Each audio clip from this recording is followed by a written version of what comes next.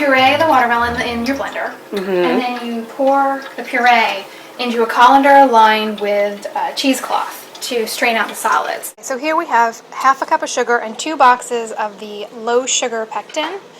It's 1 packet per box, and you take the half a cup of sugar and you whisk it together with the pectin, otherwise the pectin will clump when you pour it in.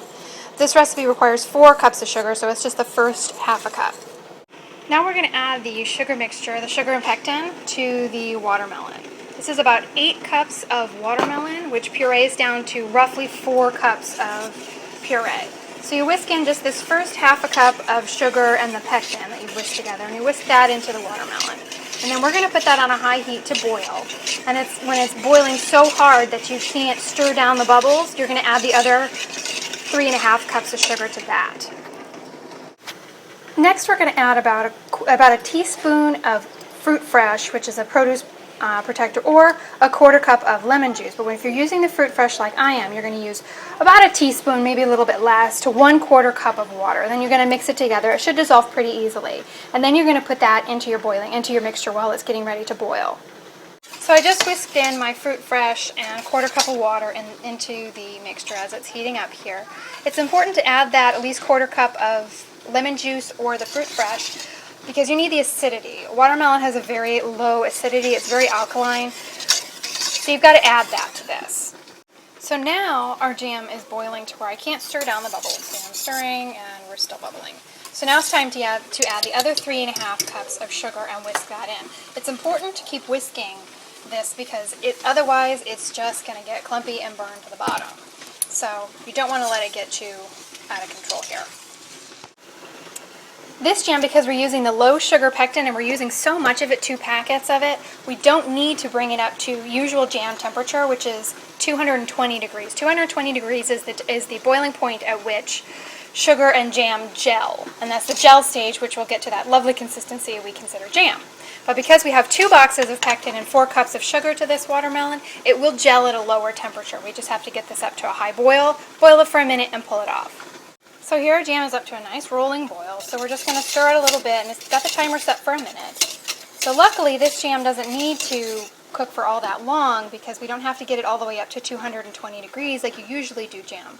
We have 2 boxes of pectin in there, and we've got enough acid to where it's not going to matter. Okay, so our jam is done. So now we're going to remove the pot from the heat, and we're going to let it sit for a few minutes, because you see all that foam on the top? You do not want foam in your jam. So you need to let it stop boiling and actively bubbling and let it rest for a minute. And you need to stir it occasionally to kind of get some of those bubbles out of there and let them come to the top. See how it's starting to already kind of coagulate, and there's a thick kind of slimy foam on the top? We're going to skim that off.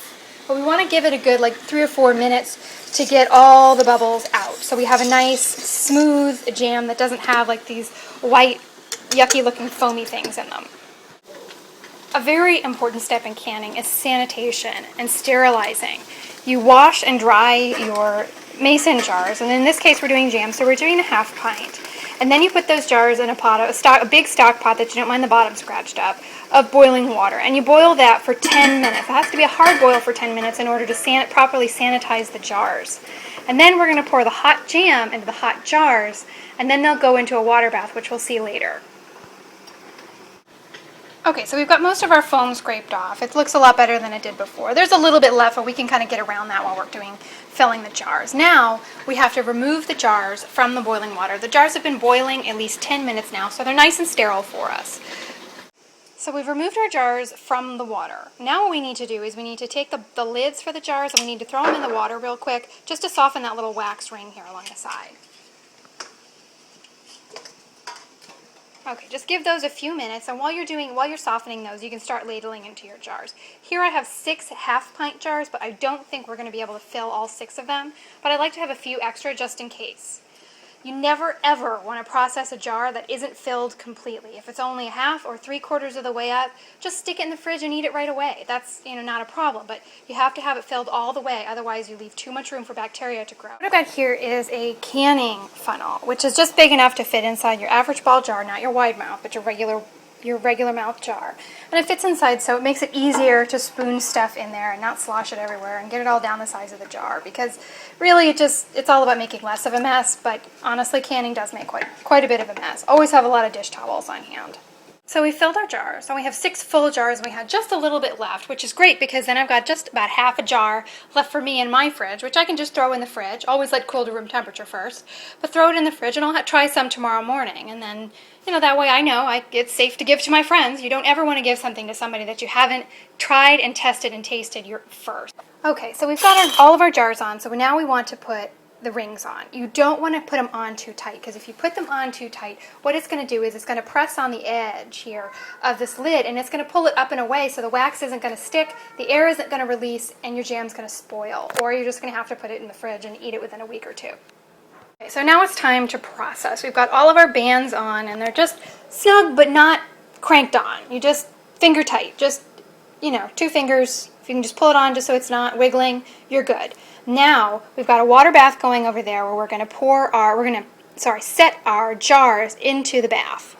Okay, so now we're going to process our jam. And processing basically means just putting the whole jar in a nice stock pot of boiling water and boiling it for any time between 10 to 25 minutes. For this jam though, we only need to process for 10 minutes.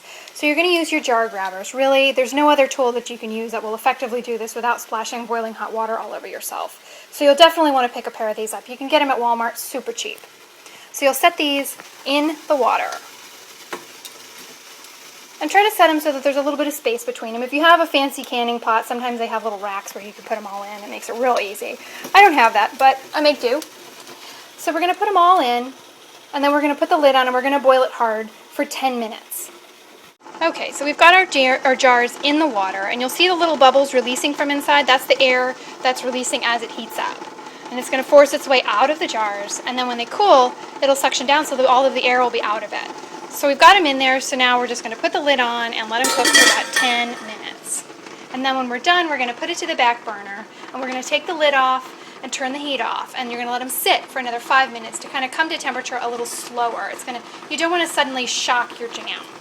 Okay, so we've let our jam rest in the hot water.